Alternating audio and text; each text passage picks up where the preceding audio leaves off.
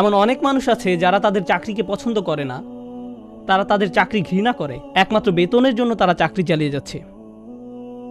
এটাই একমাত্র কারণ। পোস্ট অফিসের লোকদের তুচ্ছ করার জন্য নয়, অনেককে এমন দেখা যায়। যেমন ডিপার্টমেন্ট অফ মোটর ভেহিকেল, এখানে গেলে দেখা যায় লোকটা আরাম করে বসে আছে, আপনাকে কোনো সাহায্য করতে চায় না। সে বারবার ঘড়ির দিকে তাকায় কখন লাঞ্চের সময় হবে। বেশি মানুষ আসতে দেখলে সে বিরক্ত হয়ে পড়ে, বড় বড় নিঃশ্বাস ছাড়ে। 56।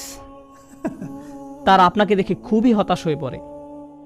আপনি যে চাকরি করেন না কেন আপনাকে অনুভব করতে হবে যে এখানে আপনার ইহসান প্রদর্শন করা উচিত, সর্বোচ্চ দক্ষতা দেখানো উচিত, কারণ এটি আল্লাহর পক্ষ থেকে আপনার প্রতি একটা অনুগ্রহ।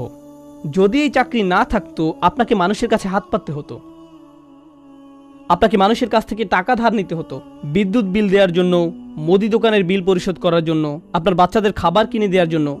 আমরা কখনোই এমন পরিস্থিতিতে পড়তে চাই না যেখানে অন্যের কাছে হাত পাততে হয়। স্বনির্ভরতা মানুষকে মর্যাদা এনে দেয়।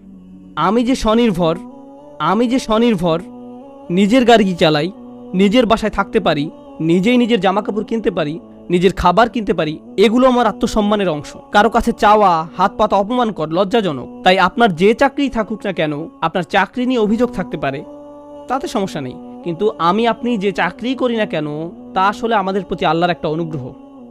এর মাধ্যমে তিনি আমাদের এবং আমাদের পরিবারকে রিজিক প্রদান করেন। যেহেতু এটি আল্লাহর একটি অনুগ্রহ, আমাদেরকে এর প্রতি যত্নবান হতে হবে।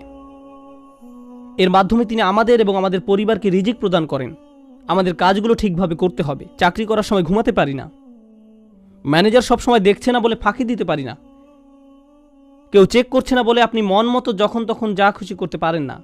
এর মাধ্যমে তিনি আমাদের এবং আমাদের পরিবারকে রিজিক প্রদান করেন।